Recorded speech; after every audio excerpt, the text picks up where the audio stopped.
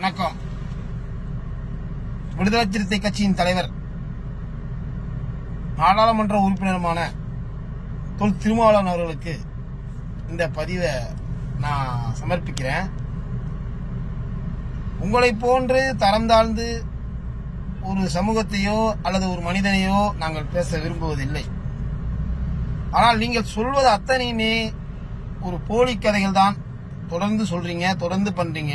போலி வழக்கு கொடுக்கறது, போலியா பிரச்சனை பண்றது, இந்த செயலை நீங்க தான் பண்றீங்க. அடங்க மறு, அத்துமீறு, திமிரு எழு, திரும்பி அடி என்ற வாசகத்தை நீங்கள் இப்பொழுதுதான் 97க்கு பிறகுதான் நீங்கள் சொல்லியிருக்கிறீர்கள் தவிர, நாங்கள் எங்களது முன்னோர்கள் 1970 அந்த வசனத்தை நிஜமாகவே சுட்டிக்காட்டியவர்கள். உங்களுக்கு தெரிஞ்சிருக்கும் வரலாறு. உங்க சமூகத்தை சார்ந்தவர்கள் வரலாறு எழுதுறாங்கல்ல, அதை நீங்க படிக்காதீங்க. வெள்ளையர்கள் எழுதிய வரலாறுகளை போய் பாருங்க, படிங்க. படிச்சுட்டு சொல்லு என்னங்கிறத தெரிஞ்சுங்க. ஆக்சுவலா இப்ப நீங்க ஒன்னும் தெரியாத நபர் அல்ல. உங்களுக்கு எல்லா விஷயமும் தெரியும்.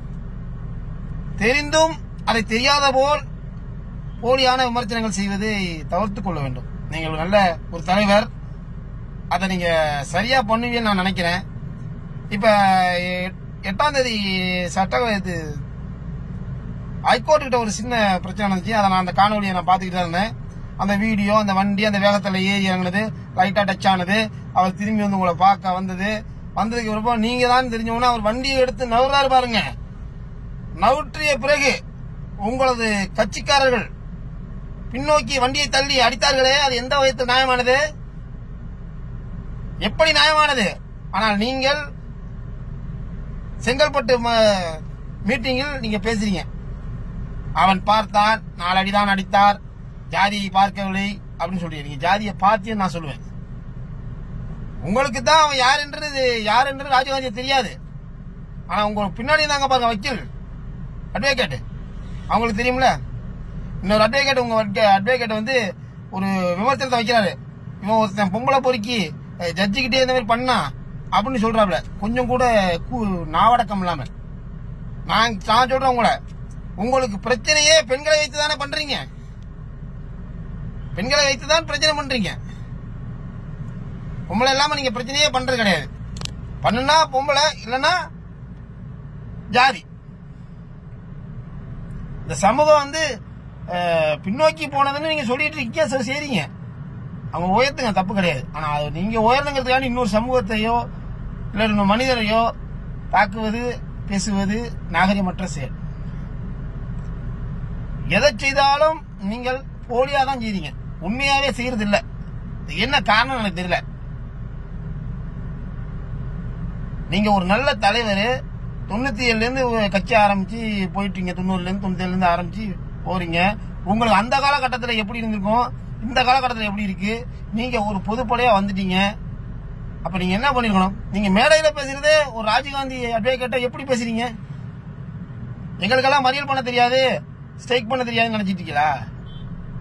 நாங்க கடந்து போகணும் விடுறோம். உங்களோட அட்வொகேட் உங்க கட்சியில உள்ளவர் ஒரு யூடியூப் சேனல்ல பேசுறாரு. எவ்வளவு நாகரிகமற்ற பேச்சு. இதெல்லாம் ஒரு பொழப்பான்னு தான் கேட்கணும். இது ஒரு பொழப்பா? நீங்க தான் எம்பி ஆயிட்டீங்க, எம்எல்ஏ ஆயிட்டீங்க, நல்லா அங்கீகாரம் பெற்றீங்க.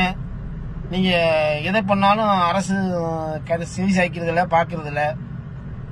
நீங்கள் இந்த இயக்கத்துல இருந்துகிட்டு பண்ற அக்குறம் அயோக்கியத்தனத்திற்கு பாதிக்கப்படுறது திராவிட முன்னேற்ற தான். ஏன்னா எல்லாருக்கும் ஒரு வழி இருக்கும்ல. என்னடா இவங்க சும்மா பண்றாங்கன்னு யோசிக்க மாட்டாங்களா? சாதாரண விஷயம். அந்த பையன் ராஜீவ்காந்தி நேரா உங்களை பாக்குறாப்ல, நீங்க இருந்தீங்கன்னா வர்றாப்ல, வண்டி எடுத்து நவுத்துறாப்ல. நவுத்துன பின்னாடி உள்ள அடிச்சாங்க. என்னங்க அர்த்தம் அது? உடனே அடைச்சிட்டு கீழே உட்காந்துக்கிட்டு கைது செய். என்ன தீவிரவாதியா அவரு? வேகத்தடல ஏறி ஏங்க பேசுவோம். உங்க மேலையும் தவறு இல்ல, அவர் மேலையும் தவறு இல்ல. 5 செகண்டுக்குள்ள நியூஸ் பாஸ் ஆயிருது. அதுக்கு என்ன பாலிமர் டிவி என்ன பண்ண முடியும்? நீங்க ஒரு தலைவர், முக்கியமான தலைவர் போயில மீடியாக்களும் மற்றவர்களும் வீடியோ எடுப்பாங்க, உடனே அது பாஸ் ஆகும். இதுதானங்க அது.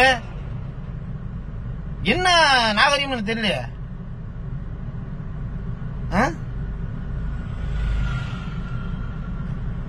நீங்க எல்லாம் அடங்க மறு, அத்துமீறு, திமிரு, திருப்பி அடிங்கிறத இப்பதான் பேசுறீங்க. இதெல்லாம் வெள்ளக்காரன் காலத்திலே பண்ணியாச்சு, செயலாக்கியாச்சு. இப்ப நாங்க சைலண்டா இருக்கிறோம்னா என்னத்தை அப்படிங்கிறது, யாரு நமக்குள்ள என்னத்தை அடிச்சுக்கிறதுன்னு உங்களை அனைவரையும் பங்காளியா வேண்டாலும் ஏற்றுக்கொள்வோம். மாமன் மச்சானா ஏற்றுக்கொள்ள முடியாது. பங்காளி அண்ணன் தம்பியா வேணா ஏத்துக்குவோம், மாமா மச்சானா ஏத்துக்க முடியாது. மாமா மச்சானா ஏத்துக்கணும்னா அதுக்கான ஒரு ஒரு ஒழுக்கம் வேணும். இந்த ஒழுக்கம் உங்கள்கிட்ட யார்ட்டையும் இல்ல. நீங்க உங்களோட பிரச்சனையே பெண்களை வைத்து தானே, பெண்களை வைத்து இல்லைன்னா ஜாதியை வைத்து இல்லைன்னா இடத்த பிரச்சனை பண்றது, இதான் உங்களோட செயல்பாடு. தயவுசெய்து நீங்க ஒரு நல்ல தலைவர், முன்னாடி எப்படி நடந்துச்சோ அதெல்லாம் விட்டுருங்க. இனி வரும் காலத்துல ஒரு நல்ல தலைவனா, நல்ல மனிதனா நீங்க செயல்படணுங்கிறது என்னோட பணிவான வேண்டுகோள். நீங்கள் செய்வது மிகப்பெரிய தவறு, தொடர்ந்து செய்யாதீங்க. அதே வசனம், அடங்க மறு, அத்துமீறு, திமிரு, திரும்பி அடி, அந்த நிலை மற்ற சமூகத்துக்கு வந்துடும். உருவாக்கிறாய் வேண்டாம். நீங்க ஒரு இடத்துல 100 பேர் இருக்க, நீங்க பெரிய ஆளு, பலசாலி. இன்னொரு இடத்துல 100 பேர் இருக்கவே அவன் பலசாலி. இதுதான் எங்க பார்த்தாலும். ஒரு வக்கீல நீங்க போய் அடிக்கிறீங்க, எத்தனை பேர்? 100 பேர் நிக்கிற இடத்துல ஒருத்தர் அடிக்கிறது பெரிய விஷயமா? 100 பேர் இருக்கிற இடத்துல உங்கள்கிட்ட பிரச்சனைக்கு வர்றதுக்கு அவனை முட்டா பாயலா? என்ன நாகரிகம் தெரியல. ஒரு வழக்க போனா உங்க மேல வழக்க போடணும். அடிச்சுட்டு தில்லா பேசுறீங்கள, நாங்க லேசா தட்டினோம்னு, லேசா தட்டினதையே வழக்க போடக்கூடாம வழக்கு பண்ணிட்டு இருக்கீங்க. நீங்க அவ்வளவு பெரிய வீரனா? வீரனா எதிர்கொண்டிருக்கணும்ல கேச. சட்டத்தை படி நீங்க பணிஞ்சிருக்கணுமா இல்லையா? பணியவே இல்லையா? நீங்க என்னமோ வீரன் சொல்றீங்க, ரேட்டா 2 நாள் தடுத்துட்டோம், பெரிய கிழிச்சிட்டேன்னு.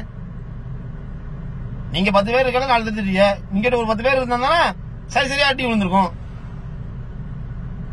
ராஜீவ்காந்தி உங்களை திட்டம் போட்டு வரல, யதார்த்த நிலையில் நடந்தது.